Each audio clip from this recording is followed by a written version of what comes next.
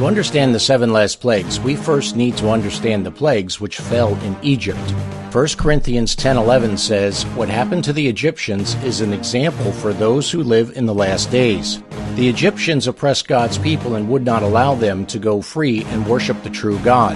As it was in Egypt, the plagues in the last days are also over the issue of worship."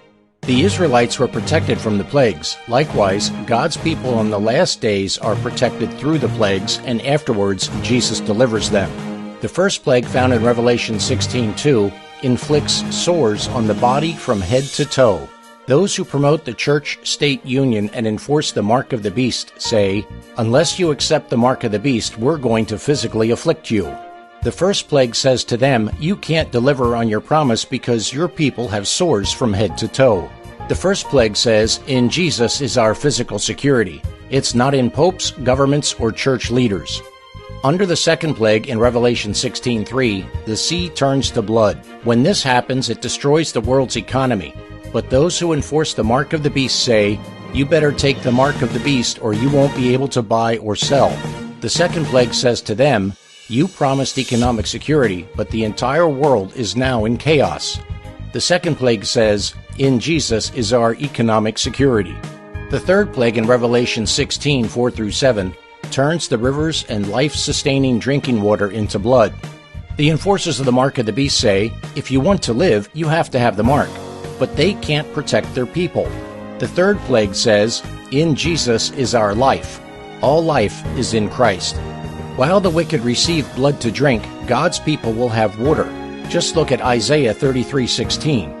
The fourth plague in Revelation 16:8-9 scorches the wicked with the sun. Those who worship on the beast's counterfeit Sunday instead of God's true Saturday Sabbath will be scorched by the sun. Our worship belongs to Jesus, not the Pope. The fourth plague says, "In Jesus is our worship." The fifth plague of Revelation 16:10 brings darkness on the throne of the beast. Light is a symbol of truth, spiritual knowledge, and wisdom from God. But the wicked have looked to the beast for light and truth. So now, God fills the beast's kingdom with darkness. The fifth plague says, "In Jesus is our light and truth." The sixth plague of Revelation 16:12-16 dries up the river Euphrates, preparing the way for the kings of the east, which leads to the Battle of Armageddon. In the Old Testament, the river Euphrates was Babylon's support system. It ran through the middle of the city. Babylon represents spiritual confusion.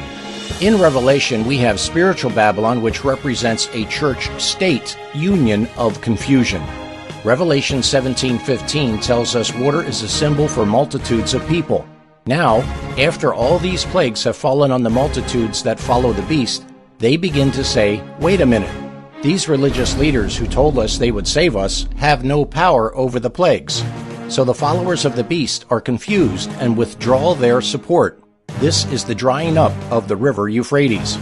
The sixth plague says, "In Jesus is our salvation."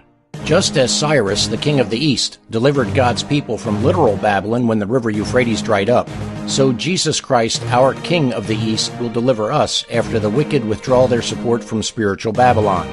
Jesus says in Revelation 16:15, "Behold, I come as a thief. Blessed is he who watches and keeps his garments, lest he walk naked and they see his shame."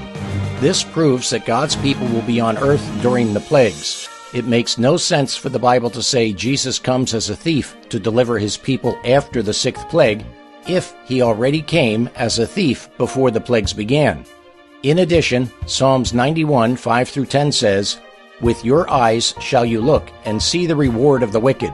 In order to see the reward of the wicked, the righteous need to be here while the plagues are being poured out. During these plagues, God protects his people. The seventh plague in Revelation 16:17-21 climaxes with the return of Jesus and the Battle of Armageddon, which means mountain of slaughter. Jesus returns as King of Kings. In Jesus is our deliverance. Revelation 16:17-18 says, "Then the seventh angel poured out his bowl into the air, and a loud voice came out of the temple of heaven from the throne, saying, 'It is done.' And there were noises and thunderings and lightnings, and there was a great earthquake, such a mighty and great earthquake as had not occurred since men were on the earth. This earthquake levels the great cities of earth and causes the islands and mountains to crumble. The wicked are destroyed by great hail, and God's faithful followers are caught up to meet Jesus in the air, just as 1 Thessalonians 4:16 and 17 proclaims. To avoid the 7 last plagues, you must reject the beast and follow Jesus. Reject the counterfeit Sunday Sabbath and remember to keep God's holy seventh-day Saturday Sabbath as God commands in His 10 Commandments.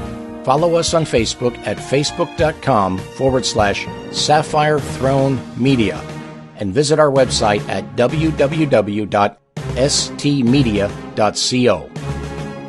To learn more, email stmedia.co@gmail.com with your name and address for the free book, The Great Controversy Between Christ and Satan, available within the continental United States while supplies last.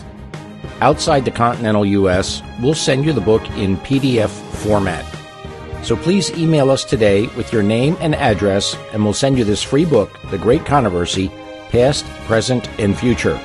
That address again is stmedia.co@gmail.com. May God bless you as you seek to learn and follow His will for your life as found in the Holy Bible. One final note, please do not request this book if you already have a copy in your home. Thank you, and God bless you.